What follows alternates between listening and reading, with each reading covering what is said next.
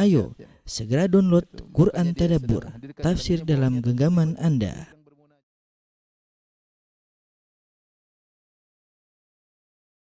Bismillahirrahmanirrahim. Assalamualaikum warahmatullahi wabarakatuh. Alhamdulillahi ala ihsanih wa syukru lahu ala taufiqihi wa amtinanih. Wa asyhadu an la ilaha illallah wahdahu la syarika lahu ta'ziman li sya'nih. Wa asyhadu anna Muhammadan abduhu wa rasuluhu da'ila ridwanih. Allahumma salli alaihi wa ala alihi wa ashabihi wa ikhwanih. Para pemirsa sekalian, para jamaah Masjid Asra yang dirahmati oleh Allah Subhanahu wa taala. Alhamdulillah pada kesempatan kali ini kita bisa berkumpul kembali dalam rangka untuk mempelajari sejarah salah seorang sahabat mulia, Ibnu Mas'ud radhiyallahu taala anhu. Yang kita tahu bahwasanya secara umum mempelajari sejarah sahabat adalah perkara yang penting karena merekalah generasi pertama yang diajar langsung oleh Nabi Muhammad sallallahu alaihi wasallam. Dan untuk mengukur tentang kebenaran Islam, kita bisa melihat dari praktek murid-murid yang diajarkan oleh Nabi sallallahu alaihi wasallam. Ya, ini menggambarkan Islam yang sesungguhnya, ya. Oleh karenanya Nabi sallallahu alaihi wasallam telah merekomendasi mereka dengan berkata, ya, khairun nasi qarni, sebaik-baik manusia adalah generasiku. Bagaimana tidak mereka generasi termulia sementara yang ajar langsung mereka adalah Nabi sallallahu alaihi wasallam. Saya terkadang lihat, ya, seperti guru saya Syekh Abdul Muhsin Al-Abbad, bapaknya Syekh Abdul Razak, Syekh Abdul Muhsin Al-Abbad hafizahullah taala. Lihat bagaimana akhlaknya, bagaimana zuhudnya, bagaimana beliau menjaga, ya, kata-katanya, perkataannya, bagaimana tawadhu'nya, ya. Kita lihat suatu seperti baqiyatus salaf, seperti orang yang dari zaman salaf hidup di zaman sekarang. Namun kita heran, namun keheranan tersebut menjadi hilang tatkala kita tahu bahwasanya guru Syekh Abdul Muhsin di antaranya adalah Syekh bin Baz rahimahullahu taala. Itu kita berbicara tentang ulama sekarang, yang gurunya Syekh bin Baz rahimahullahu taala seorang yang alim sangat luar biasa. Bagaimana lagi kita bicara tentang generasi yang guru mereka adalah Nabi Muhammad sallallahu alaihi wasallam. Makanya kalau kita lihat sahabat bagaimana perjuangan mereka, pengorbanan harta, jiwa, raga, ya. Semuanya mereka korbankan untuk Islam. Kalau kita baca seakan-akan suatu khayalan, kita heran bagaimana mereka bisa sampai pada sifat-sifat seperti ini. Namun tatkala kita tahu guru mereka adalah Muhammad sallallahu alaihi wasallam, maka keheranan tersebut menjadi sirna. Ya, mereka lah generasi termulia, dibimbing langsung oleh Rasulullah sallallahu alaihi wasallam, bahkan bukan cuma Nabi sallallahu alaihi wasallam membimbing, bahkan Allah Subhanahu wa taala kalau ada kesalahan dari para sahabat maka Allah turunkan ayat-ayatnya untuk menegur, untuk meluruskan para sahabat. Maka mereka adalah generasi terbaik yang Nabi sallallahu alaihi wasallam, bahkan Allah Subhanahu wa taala menyuruh kita untuk mengikuti mereka, ya. Was-sabiqunal awwaluna minal muhajirin wal ansar walladzina tabauhum bi ihsan radhiyallahu anhum wa radu'an. Wa adalahum jannatin tajri tahtahal anhar. Kata Allah, generasi yang pertama masuk Islam dari kalangan muhajirin kaum Ansar dan orang-orang yang mengikuti mereka dengan baik. Allah ridha kepada mereka dan Allah masukkan mereka dalam surga. Nah, kalau kita ingin masuk surga, kita harus mengikuti mereka dengan baik. Walladzina tabauhum bi ihsan. Allah mempersyaratkan kita masuk surga harus ikuti mereka. Dan ini tatkala kita mempelajari sirah para sahabat, maka kita sedang mengagungkan Islam karena sampainya agama Islam kepada kita melalui para sahabat Rasulullah sallallahu alaihi wasallam. Kenapa ini sering kita ulang-ulang? Karena di sana ada generasi atau ada sekelompok manusia yang sangat benci kepada para sahabat, yaitu orang-orang Syiah, Rafidhah, yang mereka kerjaan adalah mengkafir-kafirkan para sahabat, bahkan sahabat-sahabat mulia, ya. Oleh karenanya inilah sedikit pembelaan kita terhadap para sahabat dengan mengungkapkan bagaimana kemuliaan mereka. Pada kesempatan yang berbahagia ini yang akan kita bahas adalah sahabat mulia Abdullah bin Mas'ud radhiyallahu taala anhu, ya.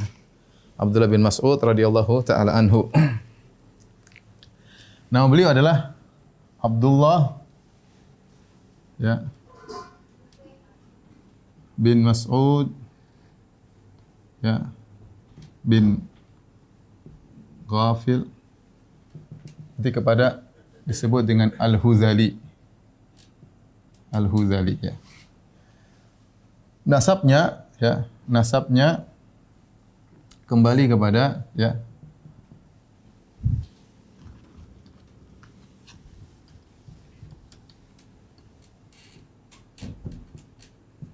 nasab beliau kembali kepada Hudzail ya.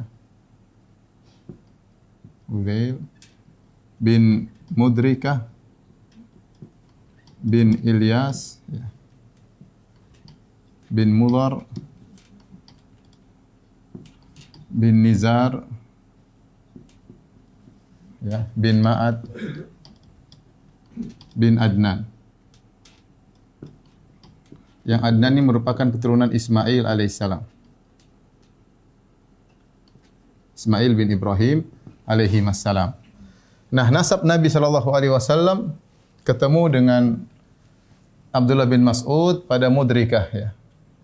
Pada Mudrikah karena Nabi sallallahu alaihi wasallam ya Muhammad bin Abdullah ya bin Abdul Muttalib bin Hashim bin Abdi Manaf bin Qusay bin Kilab ya bin Murrah ya dan seterusnya ya bin Ka'ab dan sampai kepada Ibni Khuzaimah bin Mudrikah ya. Jadi ketemunya Nabi sallallahu alaihi wasallam dengan Ibnu Mas'ud kepada bin Mudrikah dan dari sini kita tahu bahwasanya Ibnu Mas'ud ya bukanlah Quraisy karena Quraisy ada yang mengatakan kepada Kinanah, ada yang kembali kepada Qusay bin Kilab. Intinya Ibnu Mas'ud dari Bani Hudzail ya. Makanya nisbahnya adalah Al-Hudzali. Al-Hudzali dan dia adalah halif dari Bani Zuhrah. Taib. Ibnu Mas'ud radhiyallahu taala anhu memiliki saudara yang juga sahabat ya. Namanya Utbah bin Mas'ud. Utbah bin Mas'ud ya. Bin Mas'ud radhiyallahu taala. Tapi kemudian Utbah meninggal terlebih dahulu ya. Wafat di zaman Umar. Umar radhiyallahu taala anhu. Adapun Abdullah bin Mas'ud wafat ya 32 Hijriah di akhir pemerintahan Utsman. Akhir pemerintahan Utsman. Utsman bin Affan. Yang Abdullah bin Mas'ud radhiyallahu taala anhu wafat dengan umur sekitar 60 sekian ya. Ya, wafat radhiyallahu dengan usia 60 lebih. Radhiyallahu taala anhu ya. Adapun Ibnu Mas'ud beliau memiliki istri ya. Ada khilaf apakah istrinya satu atau istrinya dua ya. Ada yang mengatakan istrinya dua. Ini pendapat sebagian ulama ya. Seperti Ibnu Abdul Bar ya. Yang istri namanya Zainab. Zainab ya. Binti Abdullah ya. As-Saqafiyah bin Abi Muawiyah As-Saqafi. Kemudian ada yang mengatakan istri yang satunya namanya Ra'ithah ya. Ya. Di sini khilaf di kalangan para ulama. Apakah Ra'ithah atau Ra'iyah ini adalah Zainab atau orang lain? Maka sebagian ulama merajihkan bahwasanya sebenarnya Zainab sama dengan Ra'ithah, bukan wanita yang berbeda. Wallahu a'lam bishawab. Ini khilaf apakah Ibnu Mas'ud istrinya dua atau istrinya satu. Ibnu Mas'ud termasuk orang yang miskin, nanti akan kita sebutkan ya. Jadi dari pernikahan beliau dengan Zainab radhiyallahu taala anha, Ibnu Mas'ud punya ibu ya. Ibunya namanya Ummi Abdin ya. Jadi Mas'ud ini istrinya namanya Ummu Abdin. Oleh karenanya Ibnu Mas'ud sering dipanggil dengan dua nama, Ibnu Mas'ud atau Ibnu Ummi Abdin. Ibnu Mas'ud terkadang disebut dalam riwayat dengan Ibnu Mas'ud, dinisbahkan kepada bapaknya. Terkadang dinisbahkan kepada ibunya, Ibnu Ummi Abdin. Nabi SAW kadang memanggil Ibnu Mas'ud, kadang Nabi memanggil Ibnu Ummi Abdin. Adapun ini masuk Islam. Ini masuk Islam, sahabi ya, dia masuk Islam. masuk Islam, ya. Dia sahabiyah. Adapun Mas'ud bin Ghafil, ya, ini wafat di zaman jahiliyah. Di zaman jahiliyah. Dari sini kita tahu bahwasanya Ibnu Mas'ud hidup dalam kondisi yatim, ya, karena ayahnya tidak ada sehingga dia seakan-akan menjadi kepala keluarga, harus mengurusi keluarganya. Maka sejak kecil beliau sudah menjadi penggembala kambing. Ibnu Mas'ud radhiyallahu taala anhu. Dari pernikahan dengan Zainab, maka Ibnu Mas'ud memiliki anak beberapa, ya. Di antaranya Sarah, ya. Kemudian di antaranya Abdurrahman. Di antaranya Ma'an, ya. Abu Ubaidah.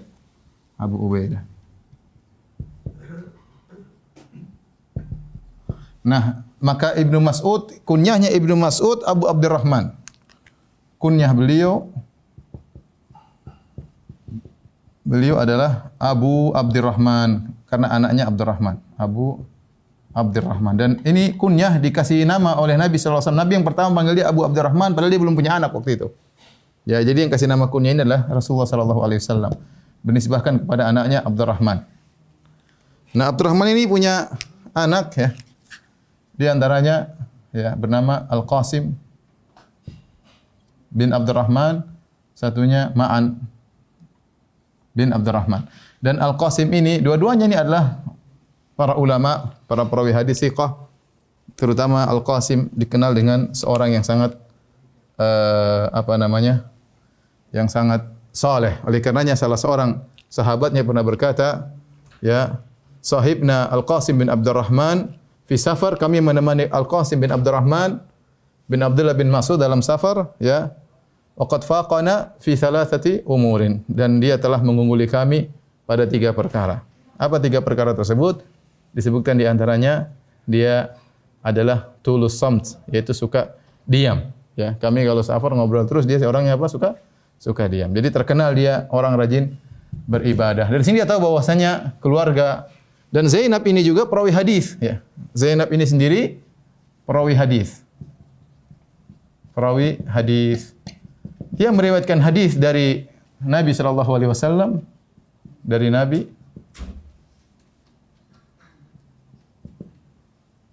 sallallahu alaihi wasallam, dan juga dari suaminya Ibnu Mas'ud.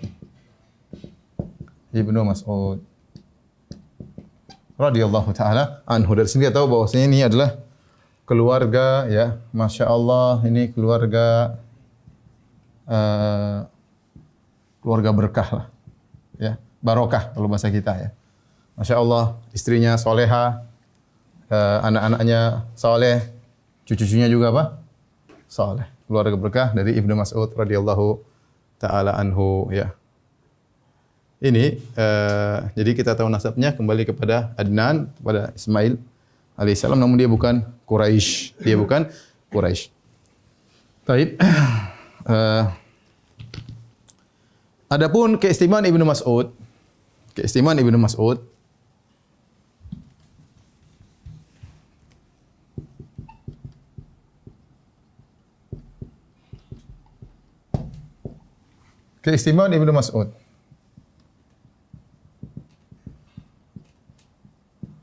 Ibnu Mas'ud radhiyallahu taala anhu.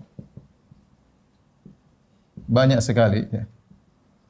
Jadi kalau kita melihat Ibnu Mas'ud ini dari banyak sisi dia hebat, ya. Banyak sisi dia hebat. Pertama, ya, Ibnu Mas'ud adalah termasuk yang pertama kali masuk Islam, termasuk yang awal-awal masuk Islam. Ada khilaf di kalangan para ulama apakah dia orang ke-6 atau orang ke-20 sekian. Ya, sebagian orang berpendapat dia orang ke-6, Ibnu Ishaq mengatakan dia adalah orang ke-20 sekian. Intinya mau orang ke-6 ataupun orang 20 sekian tetap termasuk awal-awal yang masuk Islam.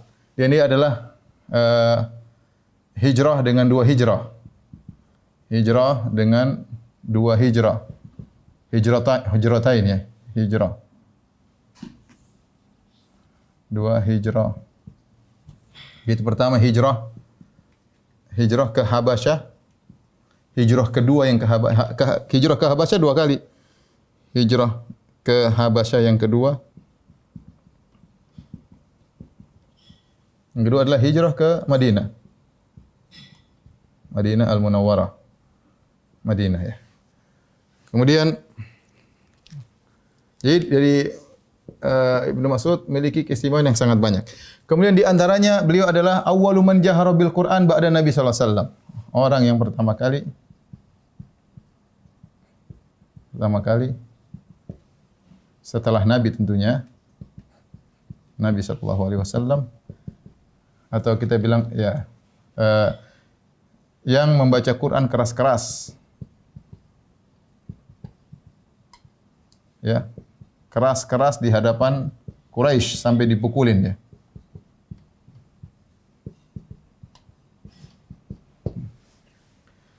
Kemudian Ibnu Mas'ud, ya ini yang ketiga. Di antara keistimewaan Ibnu Mas'ud adalah beliau ya adalah mengikuti banyak jihad ya. Mengikuti banyak jihad bersama Nabi sallallahu alaihi wasallam. Bersama Nabi sallallahu alaihi wasallam.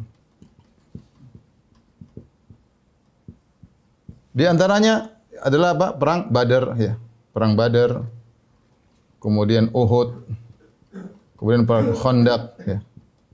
Kemudian ikut juga dalam perjanjian Hudaybiyah. Hudaybiyah ya.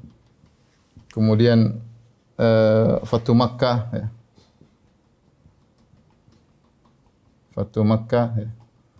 Kemudian perang Hunain ya.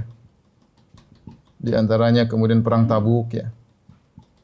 Tabuk dan lain-lain ya. Kemudian di masa Abu Bakar, ini di zaman Nabi, di masa Abu Bakar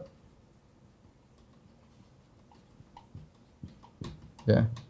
Ikut dalam memerangi ya. Memerangi para murtadin. Beliau juga ikut dalam perang Yarmouk. Ini dari sisi jihad, beliau sangat suka berjihad di jalan Allah Subhanahu wa taala. Kemudian di antaranya beliau juga ahli Al-Qur'an.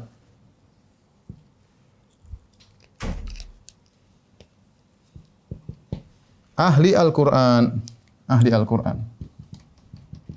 Ahli tajwid dan Al-Qur'an, ya ahli Al-Qur'an. Tajwid ya.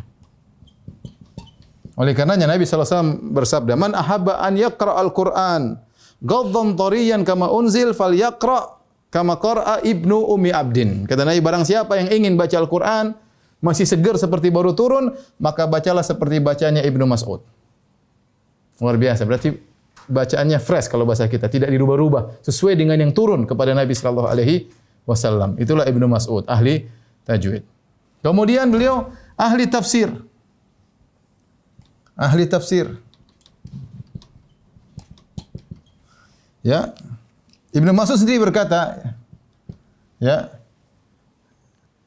Alima sahabatu anni a'lamuhum bi kitabillah. Para sahabat tahu yang masih hidup ketika itu, bahwasanya aku adalah orang yang paling paham tentang Al-Qur'an di antara mereka. Karena Ibnu Mas'ud ini memiliki keistimewaan tentang Al-Qur'an, ya. Maka pernah beliau berkata, ya, ma min suratin unzilat illa wa ana a'lamu aina unzilat. Kata dia, walladzi nafsi biyadihi, demi zat yang jiwaku berada di tangannya. Ya, demi Allah Subhanahu wa taala. Tidak ada satu surat pun yang turun dalam Al-Qur'an kecuali aku tahu di mana turunnya. Wala ayatun min kitabillahi unzilat illa wa ana a'lamu fima unzilat. Kecuali kalau tidak ada satu ayat pun yang turun dari 6.000 sekian ayat, kecuali saya tahu sebabnya kenapa turun ayat tersebut. Bayangkan. Jadi menguasai tafsir dengan sempurna. Makanya kalau kita buka buku-buku tafsir biasanya Ibnu Abbas, kemudian Ibnu Mas'ud. Ibnu Abbas umurnya dia lebih muda daripada Ibnu Mas'ud. Tapi maksud saya sering dinukil Ibnu Mas'ud, Ibnu Abbas atau dari murid-murid mereka masalah tafsir Al-Qur'an. Di antaranya dia adalah ahli tafsirnya pasal. Bahkan beliau berkata, "Lau a'lamu anna ahadan a'lama minni bi kitabillah tablughuhul matiyah la raqibtu ilaihi." Kalau saya tahu ada seorang lebih pandai daripada saya tentang masalah Al-Qur'an, aku akan pergi kepada dia belajar. Ya. Jadi Ibnu Mas'ud ini pakar tafsir. Pakar tafsir. Dan di antaranya juga dia adalah pakar fikih.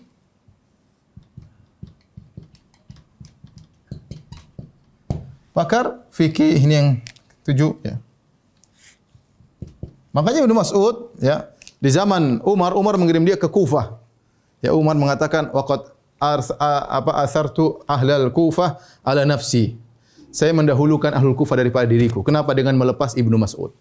Ibnu Mas'ud ini orang pakar fikih ya, tapi dilepas oleh Umar bin Khattab radhiyallahu anhu untuk pergi ke Kufah, kemudian belajar, kemudian tersebarlah ilmu yang sangat luar biasa di sana dengan sebab Ibnu Mas'ud radhiyallahu taala anhu. Dan beliau punya ijtihad dalam masalah fikih yang berbeda dengan sahabat yang lain ya, dalam beberapa permasalahan atau banyak masalah. Biasa para sahabat berselisih dalam masalah fikih. Contoh beliau kalau salat ya, hanya rakaat pertama saya angkat tangan, Allahu Akbar. Sudah takbiratul ihram, yang lainnya enggak ada angkat tangan lagi. Yang lainnya enggak ada angkat tangan lagi. Contoh juga yang saya baca di antara fikih beliau salat witir meskipun sudah azan subuh, selama belum salat subuh, beliau salat witir. Masih boleh salat witir. Kenapa? Menurut beliau pendapat bahwasanya waktu witir sebelum salat subuh ya. Sebelum salat waktu witir itu antara salat Isya sampai salat subuh. Adapun kalau sudah azan subuh antara setelah Isya sampai azan subuh itu waktu ikhtiyari, yaitu waktu pilihan. Adapun setelah subuh sampai salat subuh itu waktu darurat, tapi masih boleh salat witir, dan itu beliau kerjakan. Dan banyak ijtihad fikih lainnya Ibnu Mas'ud. Dari Ibnu Mas'ud inilah kemudian muncullah mazhab Hanafiyah. Dari Ibnu Mas'ud radhiyallahu taala anhu muncullah Imam Abu Hanifah, Muhammad bin Hasan Al-Syaibani, kemudian Ya'qub ya, Abu Ya'qub dan yang lainnya ya. Inilah sedikit tentang Ibnu Mas'ud. Sekarang kita akan baca sejarah beliau radhiyallahu taala anhu.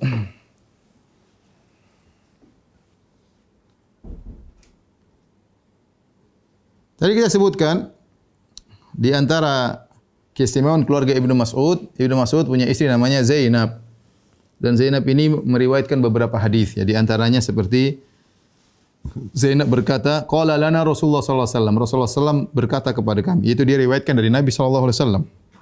Kata Nabi sallallahu alaihi wasallam, "Idza syahidat ihdakunnal masjida fala tamusanna tiban." Jika salah seorang dari kalian para wanita hadir ke masjid, maka jangan sentuh minyak wangi. Jangan sentuh minyak wangi. Ini yang meriwayatkan adalah istrinya Ibnu Mas'ud. Hadis ini hadis riwayat Muslim. Kemudian juga Zainab ya meriwayatkan dari Nabi sallallahu alaihi wasallam tentang sedekah. Boleh enggak sedekah kepada suami ya? Kalau suaminya enggak punya ya. Ini ibu-ibu tolong dengar ya. An Zainab imraati Abdullah, dari Zainab istrinya Abdullah bin Mas'ud. Jadi kalau kita dalam hadis datang berkata Abdullah, kebanyakannya Abdullah bin Mas'ud. Ya, kita ada abadilah banyak. Ada Abdullah bin Abbas, kemudian ada Abdullah bin Umar, kemudian ada Abdullah bin Zubair, kemudian ada Abdullah bin Amr bin As. Ini semua sahabat-sahabat junior ya. Kalau Abdullah bin Mas'ud dia senior. Dia beda ya. Adapun arba abadilah, 4 Abdullah, ini semua anak-anak sahabat. Abdullah bin Abbas, anaknya Al-Abbas bin Abdul Muttalib, Abdullah bin Umar, anaknya Umar bin Khattab radhiyallahu anhu, kemudian Abdullah bin Zubair, anaknya Zubair bin Awam, kemudian Abdullah bin Amr bin As, anaknya Amr bin As. Ini semua junior. Adapun Abdullah bin Mas'ud maka senior. Kalau disebut dalam Abdullah biasanya Abdullah bin Mas'ud radhiyallahu taala. Contoh, an Zainab imra'atu Abdullah. Dari Zainab istrinya Abdullah, beliau berkata, qala Rasulullah sallallahu alaihi wasallam, Rasulullah SAW bersabda, tasaddaqna ya ma'syaran nisa walau min huliyikunna. Wahai para wanita, bersedekahlah kalian meskipun dari perhiasan kalian. Qalat faraja'tu ila Abdullah. Aku pun pulang ketemu dengan suamiku Abdullah. Fakultu. Jadi ini istri dengar tentang istrinya rupanya orang kaya. Disuruh oleh Nabi untuk bersedekah. Maka dia pulang, dia tahu suaminya miskin, Abdullah bin Mas'ud. Ibn Mas'ud miskin dari awal ya. Ya, nanti kita sebut bagaimana dia masuk Islam gara-gara gembala kambing di antaranya. Maka istrinya berkata, "Innaka rajulun khafifu dzatil yad." Wahai suamiku, sungguhnya engkau seorang laki yang penghasilannya sedikit, itu miskin. Wa inna Rasulullah sallam qad amarna bi sadaqah. Dan Rasulullah sallam sudah menyuruh kami para wanita untuk bersedekah. Fa'tih fas'alhu. Coba kau pergi ke Nabi sallallahu alaihi wasallam tanya, fa in kana dzalika yujzi anni. Kau tanya, boleh enggak sedekah buat kamu suamiku? Wa illa saraftuha ila ghairikum. Kalau enggak saya sedekah kepada orang lain. Kalau boleh sedekah buat engkau suamiku, ini uang saya punya uang, perhiasan saya sedekah buat engkau dan itu cukup saya dapat pahala, ya sudah ngapain saya kasih orang lain? Kata istrinya, coba kau tanya sama Nabi sallallahu alaihi wasallam. Mungkin Ibnu Mas'ud enggak enak atau malu sama Nabi, dia berkata, "Bal i'tihi anti." Engkau saja yang tanyalah sama Nabi sallallahu alaihi wasallam. Sebenarnya istrinya nurut, enggak bilang, "Kamu tuh saya yang mau kasih duit mau." Mas ini sudah enggak punya duit suruh nanya aja enggak mau ya. Enggak, ya udah kamu aja yang nanya. Dia pergi tanya. Dan subhanallah ya, betapa banyak wanita yang kaya mentang-mentang sama apa? Mentang-mentang sama suaminya ya, mentang-mentang punya duit banyak ya, berkepribadian, rumah pribadi dan macam-macamnya. Mobil pribadi. Kemudian sombong dan angkuh ya, mentang-mentang kepada suaminya. Maka fantalaqtu fa idza imra'atun minal ansar bi babi Rasulillah. Aku pun pergi menuju Rasulullah sallallahu alaihi wasallam. Tiba-tiba ada seorang wanita ya di pintu Nabi sallallahu alaihi wasallam. Hajati hajatuha. Ternyata pertanyaanku sama dengan pertanyaan dia. Ini bagaimana para sahabiat dulu mereka dapat hadis, mereka langsung mempraktekkan. Ternyata sama-sama suaminya miskin. Maka mereka tiba di pintu Nabi sallallahu alaihi wasallam dan apa namanya? Mereka tentu segan kepada Nabi. Mereka nunggu di pintu Nabi sallallahu alaihi wasallam. Jadi dahulu mudah orang kalau mau tanya Nabi ya. Dahulu tidak seperti sekarang sulit ya. Banyak kesibukan dan yang lainnya atau banyak alasan ya. Nabi SAW kepala negara tatkala itu tapi mudah untuk ditemui. Fa kharaja alaina Bilal, maka keluarlah Bilal, faqulna lahu. Kami pun berkata kepada Bilal, Bilal ketemu kami, perwakilan Nabi. Iti Rasulullah SAW fa akhbirhu anna imra'ataini bil babi tas'alanika. Sampaikan kepada Nabi SAW bahwasanya ada dua wanita di pintu rumah beliau bertanya kepada engkau wahai Rasulullah. Sampaikan kepada Nabi. Ada dua wanita di pintu rumah Nabi bertanya kepada Nabi. Atajzi as-sadaqatu anhuma ala azwajihima wa ala aitamin fi hujurihima. Apakah cukup jika seorang memberi sedekah kepada suaminya ya atau kepada anak-anak yatim yang dalam perawatan mereka, tidak usah kasih keluar, kasih orang rumah saja, apakah dapat pahala? Wala tukhbirhu man nahnu. Tapi jangan ngomong siapa kami. Ya ini mungkin istrinya jaga harga diri Ibnu Mas'ud. Enggak usah ngomong siapa kami. Qalat fadakhala Bilal ala Rasulullah sallam. Maka Bilal pun datang menemui Nabi. Maka Bilal pun bertanya. Maka Rasulullah bertanya, "Man huma?" Siapa dua orang wanita itu? Ya Bilal enggak mungkin bilang enggak tahu, enggak mungkin ya sudah. Maka Bilal berkata, faqala imra'atun minal ansar, seorang wanita dari Ansar. Wa Zainab, satunya Zainab. Faqala Rasulullah SAW, karena Ibnu Mas'ud adalah muhajirin. Satunya wanita Ansar, satunya Zainab. Rasulullah bertanya, ayu zayanibu? Zainab yang mana? Zainab banyak. Di zaman Nabi banyak namanya apa? Zainab. Bahkan istri Nabi dua istri Nabi namanya Zainab. Zainab bintu Jahsh, Zainab bintu Khuzaimah ya. Nabi istrinya dua namanya Zainab. Ini Zainab juga istrinya Abdullah. Maka Nabi bertanya, ayu az-zayanib? Zainab yang mana? Qala, kata Bilal, imra'atu Abdullah, istrinya Abdullah bin Mas'ud. Dia tanya kalau sudah kasih sumbangan sama suaminya cukup atau tidak. Maka Rasulullah SAW berkata, katakan kepada dua wanita tersebut, lahuma ajrani, mereka berdua dapat dua pahala. Ajrul qarabah, pahala karena kerabat suami, wa ajrul sadaqah, dan dapat pahala sedekah. Makanya kalau kita bersedekah buat kerabat dekat, dapat dua pahala. Pahala sedekah dan pahala kerabat. Dalam riwayat yang lain, ya, Zainab datang kepada Nabi, ya. Dia bertanya, "Ya Rasulullah, sungguhnya engkau perintahkan kepada kami untuk bersedekah dan saya punya perhiasan, saya ingin bersedekah dengan perhiasan saya." Dan Ibnu Mas'ud bilang dia dan anaknya lebih utama untuk dapat sedekah. Maka Nabi SAW berkata, "Shadaqa Ibnu Mas'ud." Ibnu Mas'ud benar. Zaujuki wa waladuki ahaqqu man tasaddaqti bihi alaihim. Suamimu dan anakmu lebih utama untuk kau sedekahi daripada yang lainnya. Jadi para ibu-ibu yang kemudian alhamdulillah diberi kelebihan harta, kemudian suaminya pas-pasan atau setengah pas-pasan ya. Kalau punya harta enggak usah ragu-ragu untuk sedekah kepada suami dan anak-anak, itu dapat dua pahala, pahala sedekah dan pahala kerabat ya. Taib, bagaimana fisik Ibnu Mas'ud radhiyallahu taala anhu?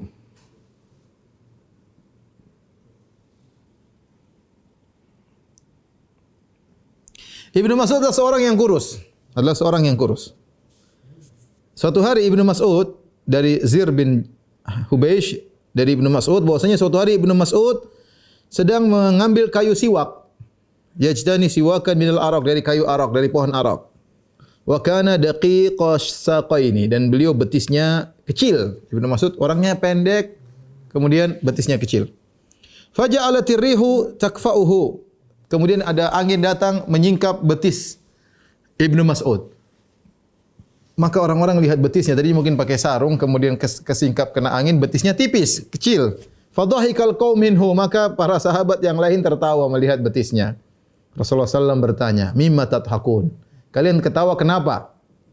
Ya, maka mereka mengatakan, ya Nabi Allah min diqqati saqaihi. Kami tertawa melihat betisnya yang sangat kecil.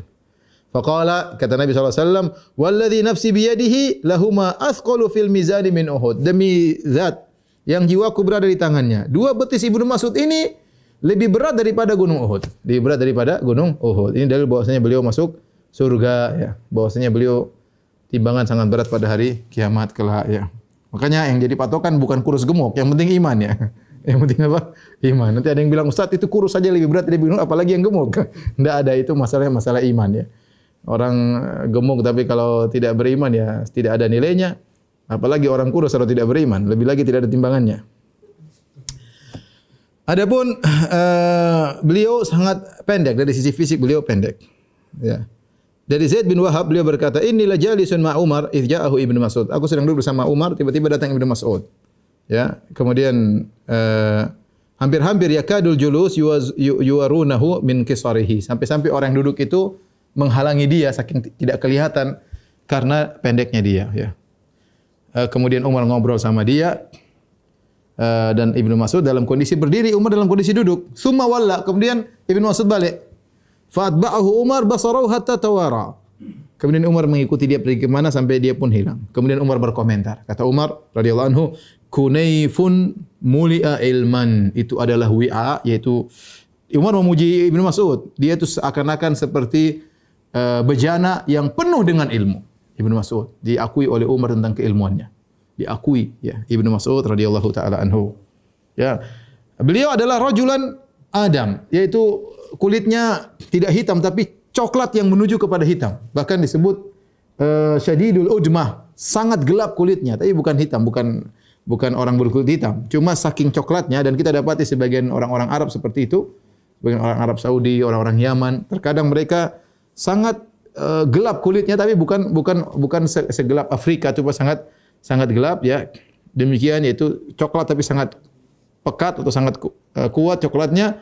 Beliau pendek dan beliau kulitnya sangat gelap, ya.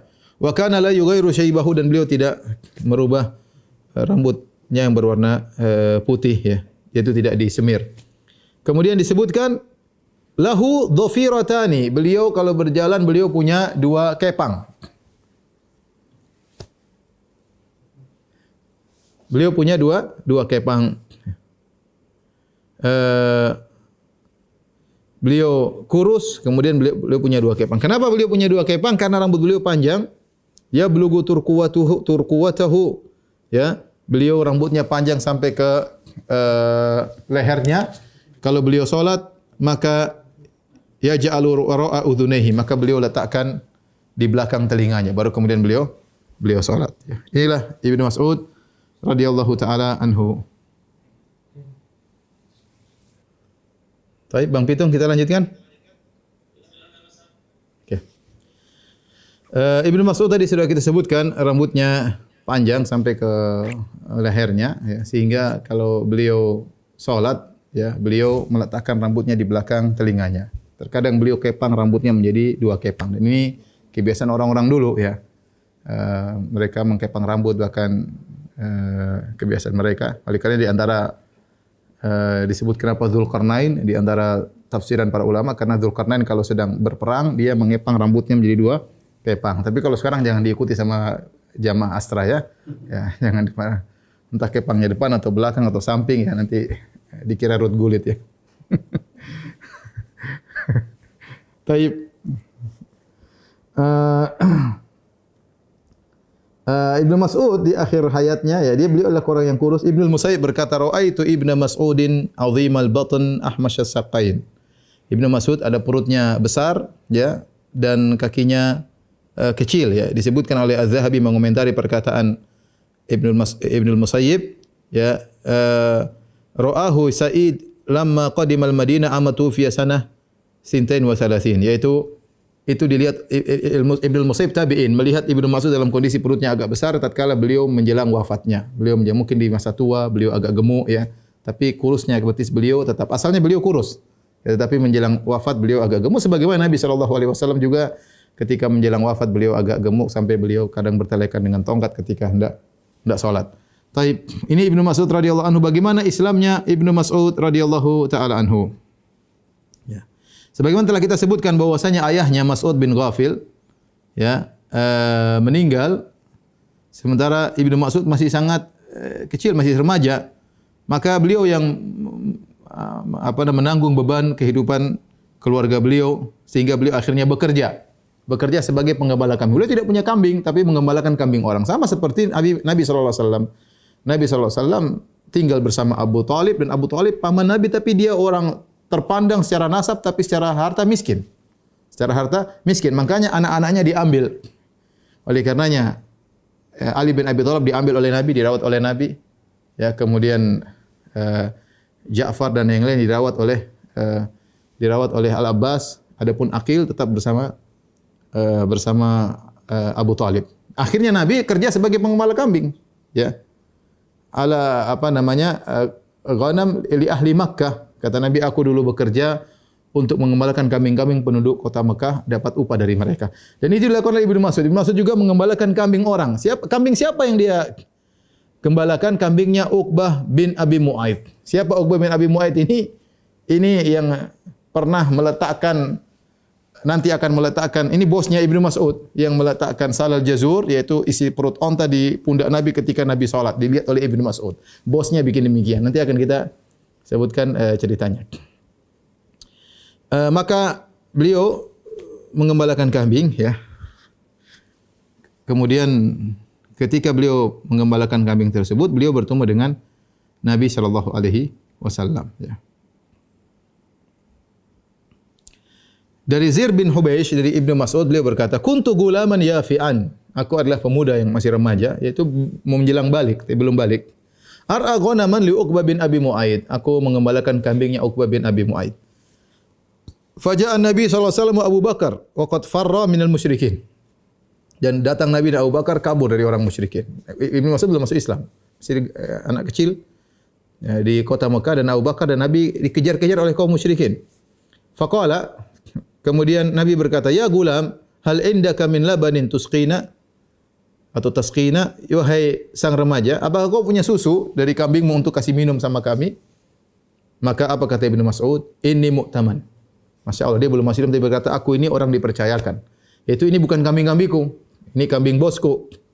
Walastu saqikuma. Dan dia berkata, walastu saqiyakuma, dan aku tidak akan memberi minum susu kepada kalian berdua.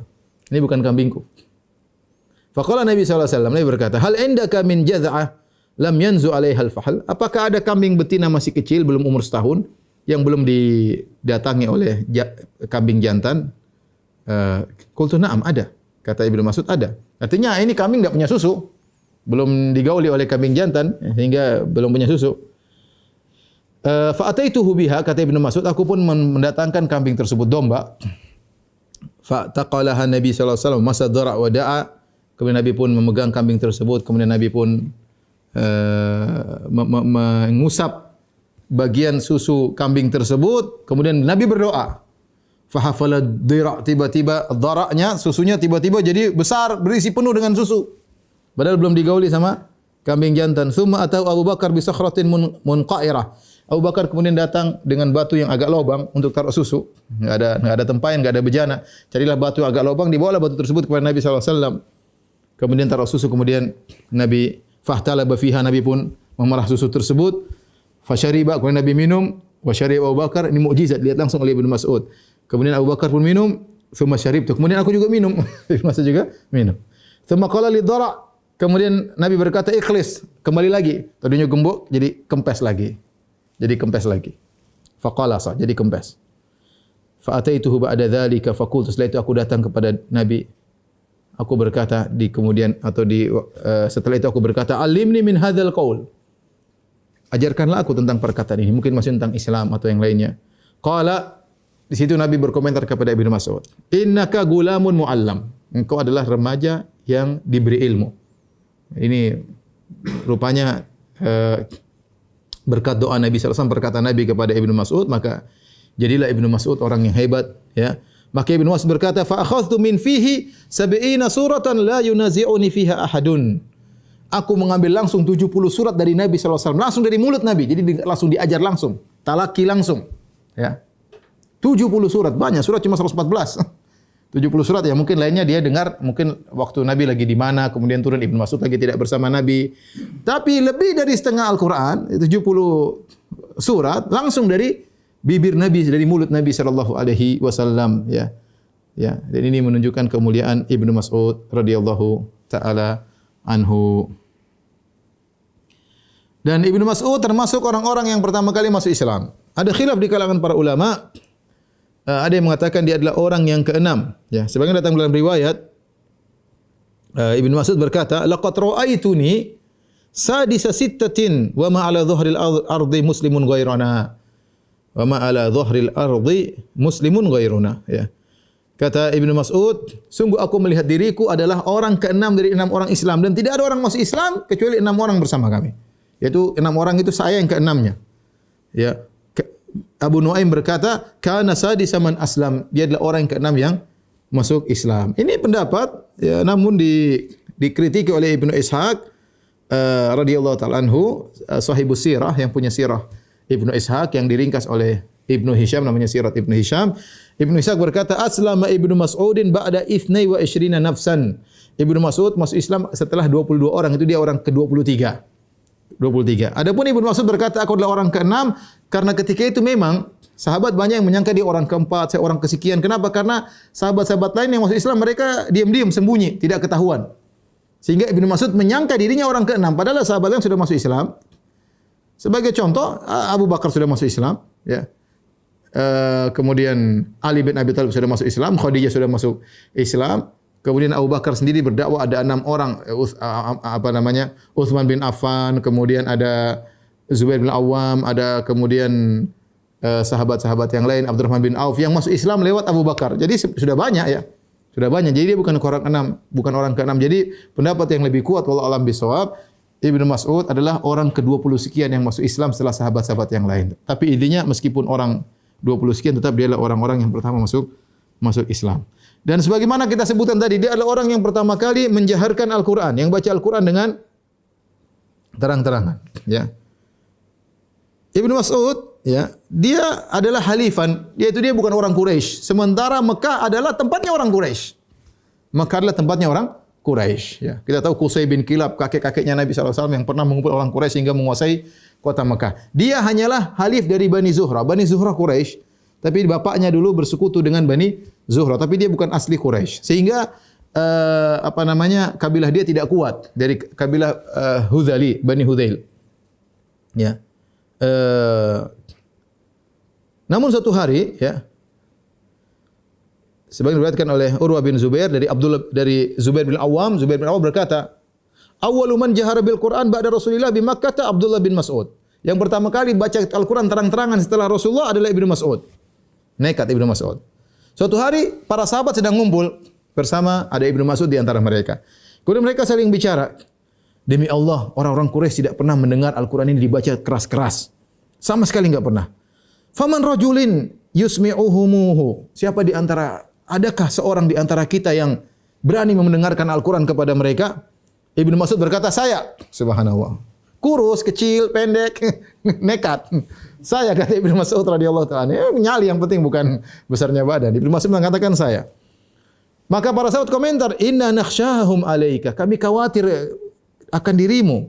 "Inna man nuridu rajulan lahu ashiratun yamna'unahu minal qaum in araduhu." Kami ingin seorang di antara kami yang maksudnya punya kabilah yang kuat, yang nanti kalau ada mereka ingin macam-macam bisa dibela sama kabilahnya. Ya, tapi engkau Ibnu Mas'ud, aduh, janganlah. Ya. Kata Ibnu Mas'ud dengan beraninya, "Da'uni, biarkan aku maju. Fa inna Allah sayamna'uni." Allah akan bela saya. Nekat. Allah akan bela saya. Enggak usah butuh kabilah-kabilah. Saya maju sendiri. Allah akan bela saya. Maka Ibnu Mas'ud pun jalan menuju ke makam Ibrahim di waktu duha, di mana orang-orang Quraisy lagi ngumpul di Andiyatiha, yaitu di tempat perkumpulan mereka dekat Ka'bah. Mereka nongkrongnya di depan Ka'bah, dekat Ka'bah, orang-orang Quraisy ya. Kemudian Ibnu Mas'ud berdiri dekat makam Ibrahim. Jadi berdiri di posisi yang menarik perhatian. Ini orang siapa? Ini datang ke kamu. Ada kali ngobrol-ngobrol, ada orang tiba-tiba datang kurus krempeng, pergi ke makam Ibrahim. Kemudian mulailah baca Al-Quran dengan suara yang keras. Bismillahirrahmanirrahim. Rafi'an biha sautahu. Angkat suaranya keras-keras. Memang sengaja. Ya. Ar-Rahman. Allamal Quran. Kemudian dia balik menghadap orang Quraisy. Khalaqal insan. Orang Quraisy ini cari masalah ini. Istaqbalaha yaqra'uha, maka dia pun menghadap orang Quraisy, dia baca keras-keras. Orang-orang Quraisy bingung, ini ngomong siapa yang dibaca apa ini? Fata'ammaluhu faja'alu yak, mereka apa ini yang dibaca ini orang? Akhirnya mereka bertanya, "Madza qala Ibnu Ummi Abdin?" Apa yang dibaca oleh Ibnu Ummi Abdin, maksudnya Ibnu Mas'ud? Qalu innahu la yatlu ba'dha ma ja'a bihi Muhammad. Dia baca sebagian yang dibawa oleh Muhammad. Faqamu ilaihi, kurang ajar, mereka kemudian berdiri berani-beraninya, faja'alu yadribuna fi wajhi, mereka pukul wajahnya, puang terus. Wajah ala yaqra, dan dia tidak perlu dia baca terus. Baca terus ila masya Allah, baca puang tetap baca, masya Allah. Setelah itu dia pun pulang ketemu sahabat-sahabatnya, wajah semua sudah berubah. Para sahabat berkata, "Hadzal ladzi khasyina alaik." Ini yang kami khawatirkan menimpamu wahai Ibnu Mas'ud. Kata Ibnu Mas'ud berkomentar, "Maka a'da'ullahi ahwana alayya minhum al'an." Sekarang mereka lebih rendah di mataku sejak sekarang. Wala in syi'tum la ughadiyannahum bimithliha ghadan. Kalau kalian mau besok lagi saya baca lagi. Oh, katanya sudah enggak usah, cukup. Cukup. Kalau mau besok lagi saya baca. Qad asma'tahum ma yakrahun. Kau sudah dengarkan apa yang mereka tidak suka. Ini saya sering sampaikan bagaimana seorang bersyukur kepada Allah Subhanahu wa taala di zaman sekarang ya. Kalau ingin beribadah baca Quran di mana-mana enggak ada yang mukulin. Zaman dulu sahabat baca Quran dipukulin. Ya. Sahabat baca Quran dipukulin. Kita enggak ada yang mukulin. Kita mau beribadah malu-malu. Sementara orang bermaksiat, mau dengar musik, mau joget-joget, mau TikTok, mau toktik, apa enggak ada yang malu-malu. Ya. Kita membaca Quran aja malu-malu ya. Buka Quran di bandara malu-malu. Buka Quran di pesawat malu. Malu sama siapa ya, akhi? Malu sama pramugari. Malu sama siapa? Baca Quran aja, apa masalahnya? Baca Quran. Lihat Ibnu Mas'ud dulu dipukulin sama orang-orang Quraisy. Kemudian Ibnu Mas'ud termasuk orang-orang miskin yang ikut Nabi sallallahu alaihi wasallam. Ya, Ibnu Mas'ud bercerita, "Marar mala'u min Quraisy bi Rasulillah sallallahu alaihi wasallam indahu Suhaib wa Bilal wa Ammar wa Khabbab wa ghairu min du'afa'il muslimin." Suatu hari Nabi sedang berkumpul sama orang-orang miskin. Lagi tidak sama Abu Bakar yang kaya, lagi tidak sama Abdurrahman bin Auf yang kaya. Rasulullah lagi sama mereka. Rasulullah berdakwah kepada semuanya. Orang kaya didakwahi, orang miskin didakwahi, kepala-kepala kabilah Nabi dakwahi, ya. Nabi tidak mengkhususkan dakwah buat orang kaya dan Nabi juga tidak mengkhususkan dakwah buat orang miskin, semuanya didakwahi. Nabi kirim surat kepada Heraklius, raja Romawi dan seterusnya. Maka Nabi lagi bersama orang miskin, siapa? Bilal, Ammar, Khabbab, ini budak-budak, kemudian orang miskin ya. Di antaranya Ibnu Mas'ud di situ. Maka lewatlah orang-orang Quraisy, pembesar-pembesar Quraisy, mereka berkata, "Ya Muhammad, aradhita bihaula'i min qaumik?" Muhammad, kau ridho itu orang-orang miskin jadi pengikutmu? Kau ridho mereka jadi pengikutmu? Ya. Utrudhum angka, ya. Haula'i alladzina manna Allahu 'alaihim min bainina. Ini orang-orang miskin yang Allah memilih mereka daripada kami. Masa Allah pilih orang miskin, kami pembesar-pembesar tidak dipilih oleh Allah? Ini mereka, dan perkataan mereka diabadikan dalam Al-Quran. Mereka berkata, "Ahaula'i manallahu 'alaihim min bainina." Wahai Muhammad, apakah orang miskin ini Allah pilih sementara kami tidak dipilih? Alayhi sallallahu bi'alam bisyakirin. Allah bantah, katakanlah kepada mereka, bukankah Allah lebih tahu tentang siapa yang bersyukur? Kemudian mereka berkata, "Utrudhum angka." Usir mereka wahai Muhammad. "Fala'allaka in tarattahum an nattabi'aka." Kalau kau usir mereka, kami mungkin jadi pengikutmu. Maka Allah tegur Nabi, Allah turunkan firman-Nya untuk mengokohkan Nabi sallallahu alaihi wasallam, "Wala tatrudil ladzina yad'una rabbahum bil ghadati wal 'ashyi yuriduna wajhah." Jangan kau usir orang-orang yang berdoa kepada Rabb mereka di pagi hari maupun petang hari, yuriduna wajhah, karena mereka ikhlas menghadap wajah Allah Subhanahu wa taala. Masya Allah. Tazkiyah dari Allah, rekomendasi kepada mereka para sahabat. Di antara orang-orang tersebut adalah Ibnu Mas'ud radhiyallahu taala anhu. Ini juga dalil bahwasanya Allah mentazkiyah Ibnu Mas'ud. Kemudian di antara kisah yang dialami Ibnu Mas'ud, kisah yang tadi sudah saya singgung juga, ketika Rasulullah sallallahu alaihi wasallam, diriwayatkan oleh Imam Bukhari Imam Muslim dari Ibnu Mas'ud, beliau berkata, "Bainama Rasulullah sallallahu alaihi wasallam yusalli indal bait." Ketika Rasulullah SAW sedang salat di Ka'bah. Wa Abu Jahal wa ashabu lahu julusun wa qad nuhirat jazurun bil ams. Sementara Abu Jahal dan si goblok, Abu Goblok dengan kawan-kawannya lagi duduk-duduk, biasa tempat nongkrongan mereka di mana? Di dekat Ka'bah. Kita susah nongkrong dekat Ka'bah. Mereka dulu nongkrong dekat Ka'bah, tapi ya tidak tahu diri mereka orang kafir Quraisy ya. Tidak bersyukur kepada Allah. Dan kemarin telah disembelih seekor onta. Maka Abu Jahal ingat, mana ada onta baru disembelih. Kata Abu Jahal, "Ayyukum yaqumu ila salah jazuri bani fulan." Siapa di antara kalian yang bisa mengambil isi perut kotoran-kotoran onta yang baru disembelih oleh Bani Fulan kemarin? Fayakhudhu fayadha'uhu baina katifai Muhammadin idza sajada. Ini idenya Abu Goblok ini, Abu Jahal. Ya. Ambil itu kotoran-kotoran isi perut onta, kemudian letakkan di dua pundak si Muhammad ketika dia sedang sujud. Fan ba'atha ashqal qaum. Maka berdirilah orang yang paling celaka. Siapa? Uqbah bin Abi Mu'aid. Dalam riwayat Muslim, Uqbah bin Abi Mu'aid, bosnya Ibnu Mas'ud. Ibnu Mas'ud kan dulu ngembaliin kambing-kambingnya, ternyata yang berdiri bosnya, Uqbah bin Abi Mu'aid. Ya. Dia berdiri, dia yang paling celaka. Fa akhadhahu, maka dia pun pergi, dia ngambil isi perut kotoran unta, usus-ususnya, mungkin apanya macam-macam. Kotoran-kotorannya diambil. Falamma sajada, dia nunggu Nabi sujud. Mereka tahu Nabi kalau sujud lama. Begitu Nabi sujud, wada'aha baina katifai, kemudian dia pun menaruh kotoran tersebut, mungkin dari ember, semacam ayam, taruh di atas pundaknya, banyak kotor.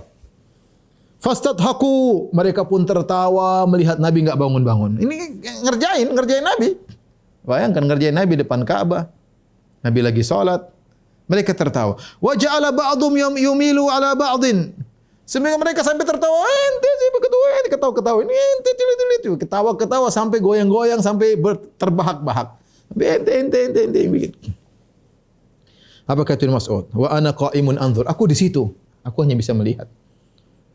Lau kana limana'ah tarahtuhu an dhahri Rasulillah. Seandainya saya punya kabilah yang kuat, saya akan hilangkan itu kotoran dari pundak Nabi sallallahu alaihi wasallam. Wan nabiyyu sajidun ma yarfa'u ra'sahu. Dan Nabi sujud tidak mengangkat kepalanya sama sekali. Hatta talaqa insanun fa akhbara Fatimah. Sampai ada yang pergi ke rumah Nabi kasih tahu Fatimah, "Fatimah, ayahmu sedang diganggu." Subhanallah, ini berat bagi Nabi. Bagaimana dia sedang diganggu sementara putrinya yang sangat dia sayangi melihat ayahnya sedang dihinakan oleh musuh-musuhnya. Dijadikan bahan tertawaan, dijadikan bahan hinaan oleh musuh-musuhnya, Abu Goblok dan teman-temannya. Faja'at hiya wa hiya Juwairiyah, dan Fatimah datang masih gadis remaja kecil, masih kecil. Fatarahtu anhu, maka dia pun menghilangkan kotoran-kotoran dari pundak Nabi SAW, dari pundak ayahnya. Tsumma aqbalat alaihim tastumum, kemudian dia dengan beraninya menghadapi Abu Jahal dan kawan-kawannya, maka dia maki-maki itu si Abu Goblok ya. Kemudian setelah dibersihkan oleh putra, Nabi tahu Fatimah bersihkan, bagaimana perasaan Rasulullah SAW ya. Seandainya ujian tersebut hanya menimpa Nabi, mungkin masih lebih ringan. Ini hinaan tersebut dilihat oleh putrinya ya. Maka Nabi dengar bagaimana putrinya maki-maki mereka, bagaimana putrinya marah membela ayahnya. Setelah Nabi selesai salat, kemudian Nabi berdoa sambil mengangkat suaranya, didengar oleh Abu Jahal dan teman-temannya. Kata Ibnu Mas'ud, "Wa kana idza da'a thalathan." Adalah kebiasaan Nabi kalau berdoa diulang 3 kali. Wa idza sa'ala thalathan. Kalau Nabi mohon kepada Allah, Nabi ulang 3 kali. Nabi berdoa ya dengan suara yang keras. Allahumma 'alaika bi Quraisy. Nabi tidak doa pelan-pelan, keras-keras supaya mereka dengar. Ya Allah, ya hancurkanlah Quraisy. Thalatha marrat, 3 kali. Tatkala mereka dengar Nabi baca doa seperti itu, dhahaba anhum dhaik, tiba-tiba diam, tidak ada yang ketawa. Ini tadi berketawa terbahak-bahak. Nabi berdoa, "Ya Allah, hancurkanlah Quraisy." Semua langsung diam. Wa khaufu da'watahu, mereka takut doanya Nabi sallallahu alaihi wasallam. Nabi tidak berhenti sampai situ, kemudian Nabi mentakyin satu persatu. Tadi umum, ya Allah hancurkanlah Quraisy. Kemudian Nabi mengatakan, Allahumma alaika bi Abi Jahal. Allah hancurkanlah Abu Jahal. Abu Goblok pertama kali disebut. Abu Jahal bin Hisham disebutkan. Abu Jahal sekaligus bin bapaknya, Abu Jahal bin Hisham. Allahumma alaika bi Utbah bin Rabi'ah. Ya Allah binasakanlah Utbah bin Rabi'ah. Wa Syaibah bin Rabi'ah. Wal Walid bin Utbah. Ya. Wa Umayyah bin Khalaf. Umayyah bin Khalaf bosnya Bilal. Wa Uqbah bin Abi Mu'aid bosnya Ibnu Mas'ud. Wa dzakara sabi, Nabi sebutkan orang ketujuh, walam ahfadhu, dan aku lupa orang yang ketujuh tersebut, ya. Kemudian Nabi doakan mereka, kata Ibnu Mas'ud setelah itu, fawalladzi ba'atha Muhammadan bil haqq, demi zat yang mengutus Muhammad dengan kebenaran, laqad ra'aitul ladzina samma sar'a yauma badar, aku melihat mereka nama-nama yang disebut oleh Nabi semuanya tewas dalam perang Badar. Summa suhibu ilal qalib, qalib Badar. Kemudian mayat mereka dimasukkan dalam sumur, itu sumur perang, sumur yang ada di Badar. Taib. Para pemirsa yang dirahmati Allah Subhanahu wa taala, saya rasa waktu ya sudah selesai. Mungkin kita buka tanya jawab. Nanti kita lanjutkan insyaallah pekan depan, ya. Ibnu Mas'ud kisahnya masih ada petuah-petuahnya yang sangat indah yang harus kita dengarkan semua insyaallah taala karena nasihatnya sangat indah. Ibnu Mas'ud terutama beliau dikenal sebagai orang yang tegar terhadap sunnah dan mengingkari bid'ah dengan keras. Insyaallah pada pertemuan berikutnya kita akan sebutkan, wallahu alam bisawab. Demikian saja atas pengertian dari Bang Pitung, ya. Demikian juga kepada para pemirsa, semoga pertemuan kita ini diberkahi oleh Allah, menjadikan sebab diampuni dosa-dosa kita, dan semoga Allah mempertemukan kita di surganya kelak, di surga Firdaus dengan keridhaan Allah Subhanahu wa taala. Wabillahi taufiq wal hidayah. Assalamualaikum warahmatullahi wabarakatuh.